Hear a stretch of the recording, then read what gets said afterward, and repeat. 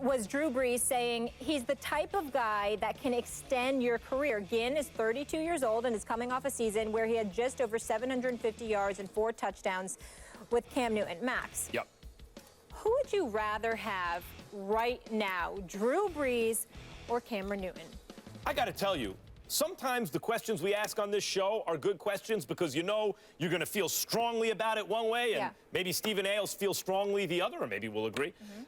This is a good question because I think it's a tough call. Now, ultimately, I will give Drew Brees the benefit of the doubt because he's Drew Brees. Year after year, he's at least really good. But last year, once again, you know if you play fantasy, last year, inconsistent. He was inconsistent. And when a 37-year-old is inconsistent, you have to start asking questions, which I have of Drew Brees. Furthermore, Cam Newton, behind a bad offensive line, with receivers who wouldn't run routes, the whole thing, with no running back, had a bad year, for sure. The year before, he was the MVP of the NFL. I'm pretty sure Drew Brees also played that season, meaning that it was unanimous that, you know, or it really was, it didn't have to be, but that Cam Newton was better than Drew Brees that year. That was the year before last. Cam Newton was voted by his peers that season, going into last season, as a matter of fact, by his peers, voted the best player in the NFL. Now, he did not live up to that. Partly that's on him, partly that's on the pieces around him. But we've seen him able to attain lofty, you know, extremely rare heights. And that included a league with Drew Brees in it. I will give Drew Brees the benefit of the doubt, but this is much closer than it would appear based on last season alone. To me, it's Drew Brees all day, and it's not even close. And I don't say that as an insult to Cam Newton, who I think is great, is a great and phenomenal talent, whose upside is tremendous. I've got nothing but profound respect for him. I'm speaking about just as a basic testament to the greatness of Drew Brees. Let's consider this. In the last 11 years, Drew Brees has thrown for at least 4,000+ yards. 5 or 6 times in that 11-year period, it's been for over 5,000 yards. Since 2008, he has never thrown for less than 32 touchdowns in a season.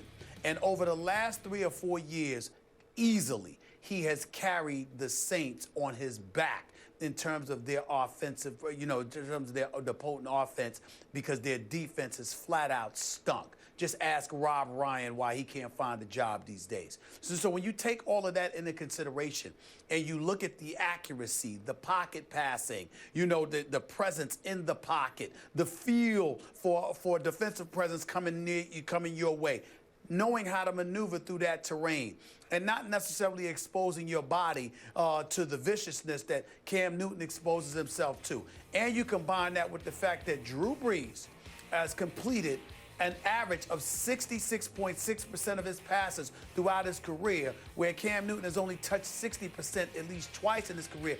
There's really nothing to talk about here.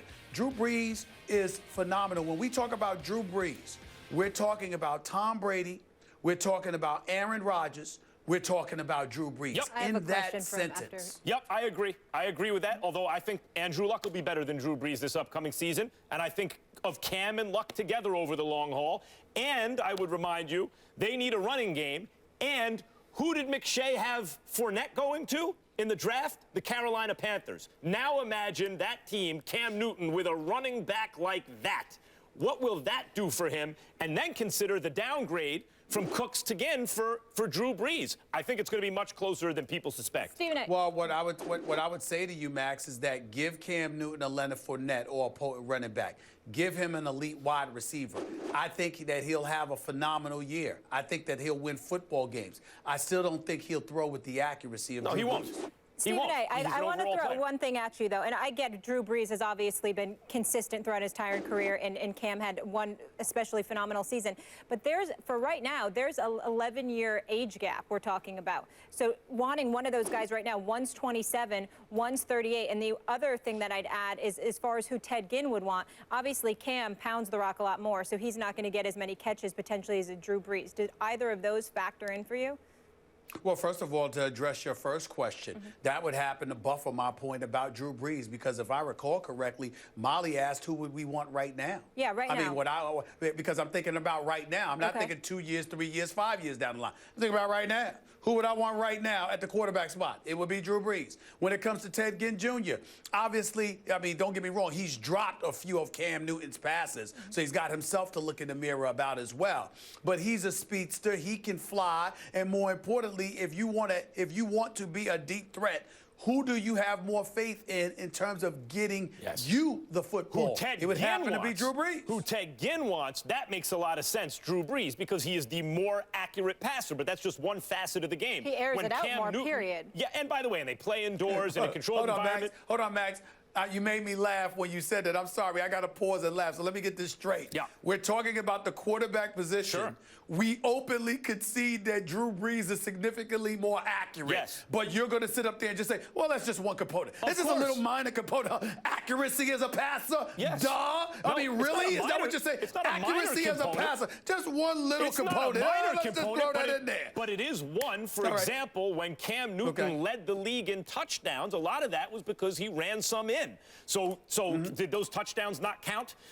I'm not saying that they didn't count. I'm saying that you ran that in terms of criteria. You only get 3 points for that one. I'm saying in terms of criteria, you're acting like the component of accuracy as a passer. It's just one little thing we'll throw in there. No. It happens to be the most important thing that a quarterback should have at his disposal. No, that's what I'm saying. The most important thing is being able to read defenses quickly, which also I'd say Drew Brees has the advantage there. This is the part that's so annoying about you. Isn't that how can you be accurate if you can't read defense? There is accuracy and precision in terms of your throwing. Talking about the same thing. There's reading the defense. Then there's your arm strength and accuracy. So you drop back to pass. You drop back to pass as an NFL quarterback. You can't read defenses. Don't know where the hell defenders are. But that's just a component. Of course it goes with your accuracy as a passer. No, I will put Who doesn't know that? Who doesn't know that? I give Brees the slight advantage because it's not a bigger advantage because of his age and because Cam has been inconsistent. Brees reads defenses better. He's the more accurate passer. Cam does have a big arm, and he's an overall player. He can run the ball for you. He can take a licking because he's big. What are your chances of being accurate if you can't read defenses? Well, you can still. Those are two completely different things. What are your chances? It's a simple question. It depends on your accuracy. The Ivy League education notwithstanding, it's a simple question. What are your chances of being accurate if you can't read defenses? The two things are not as related as you think. You can throw the ball where you want. Where you want may not be the right place to throw it, but where you want is accuracy. Reading defenses comes before that, is more important, and is not entirely related. And there are people that can read defenses and still do not throw accurately. Yes. Well, my point to y'all is this. You're not going to be accurate if you can't read defenses. I get it. Why? Because if you can't, who doesn't understand that? Who doesn't understand that? There is some overlap, but they're not the same thing. Only Max Kellerman can turn 1 plus 1 into a damn course on calculus. It's unbelievable. I just want you to concede one thing. Does Cam Newton have value, a lot of value on the football field that is not related to his accuracy as a passer? Yes or no? Yes. Good. We agree about that. Right. Wait a minute. Okay. But who would you take? But who would you take? Molly said we have to go on. We're done. I think Molly said we have to go on. You'd still take Drew Brees. I would love to answer the question. Molly says no. Shouldn't we talk about hoops? Whatever. I think we should talk about hoops. All right. Unbelievable. With the playoffs out of the equation, should the Lakers tank the rest of the season? Stephen A. will have that in his final take. And Andre Iguodala makes headlines after using the N-word in controversial comments last week publicly. What does he have to say now? You'll hear from him when First Take.